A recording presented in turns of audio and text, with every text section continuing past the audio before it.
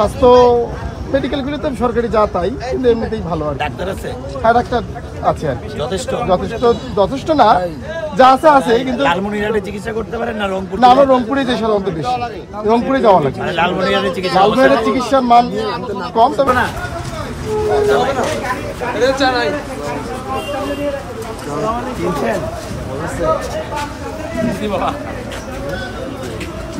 আশীর্বাদ করে এনসিপি যেন দাঁড়ায় যায়।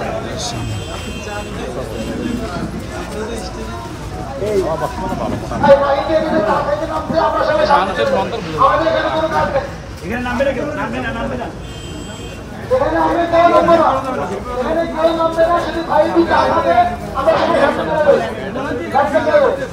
এই পদযাত্রার মধ্য দিয়ে এনসিপি একই সঙ্গে তাদের যে নির্বাচন চালাচ্ছেন এবং এর আগে দুটি জায়গায় রংপুরের কাউনিয়া এবং কুড়িগ্রামের তারা প্রার্থী ঘোষণা করেছে, প্রার্থীর নাম ঘোষণা করেছে এবং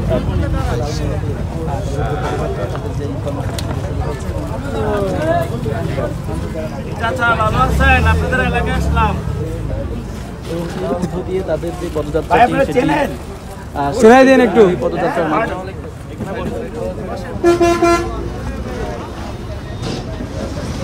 বসেন বসেন, হ্যাঁ মোদের এলাকায় বসেন বসেন।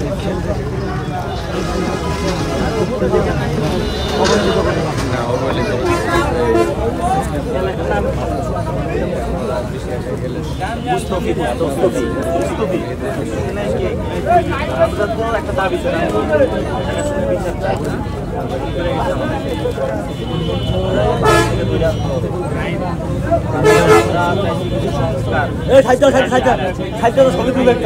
শিক্ষা নিতে যায় না। ভাইয়া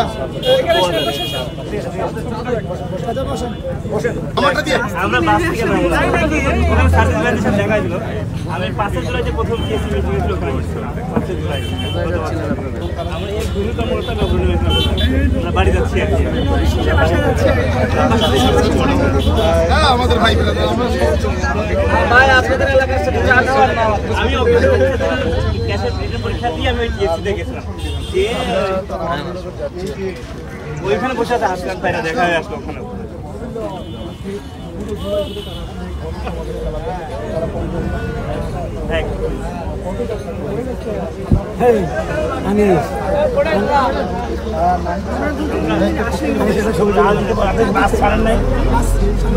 ছবি পাবেন না, না বের করে আরে ভাই আপনি বেড়াবেন, আমি কাল পার্সোনাল ছবি তোলার জন্য থাকি। আমাদের জন্য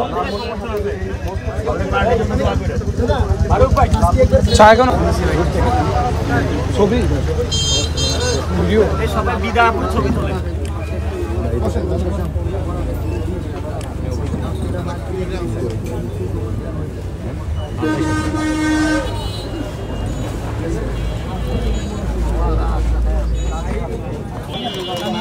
আরেকটু চা দেন ভাই, আমাদের সবার জন্য বানাই।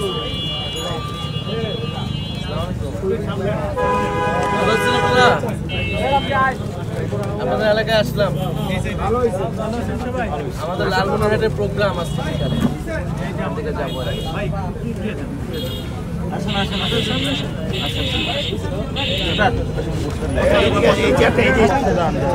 আমাদের দোয়া দিবেন।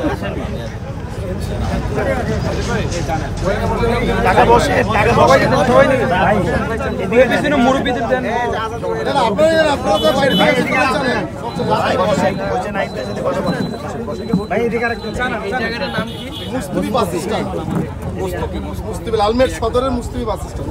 লালমনিরহাট সদর, লালমেট সদর। আপনাদের লালমনিরহাটের প্রধান সমস্যা কি মনে করেন আপনারা? আমাদের প্রধান সমস্যা তিস্তা পানি উন্নয়ন চুক্তি যেটা, সেটা যদি হয়, তিস্তার পানি সমস্যা যদি সমাধান হয়, আমরা খুব উপকৃত হব, এটা আর কি। আর দ্বিতীয় হচ্ছে আমাদের কর্মসংস্থানের অভাব, বেকারত্ব, আর কৃষকরা যে উৎপাদন করে ফলায়, এটা ন্যায্য মূল্য পায়। আচ্ছা, আলহামদুলিল্লাহ, আরও যদি ডেভেলপ হয় আরও ভালো। হ্যাঁ হ্যাঁ, তিস্তা পানি, নদীতে যে পানি হচ্ছে এটা আমরা পাচ্ছি না ন্যায্যটা। হ্যাঁ, এটার কারণে সমস্যা। শিক্ষা ব্যবস্থা, স্বাস্থ্য ব্যবস্থা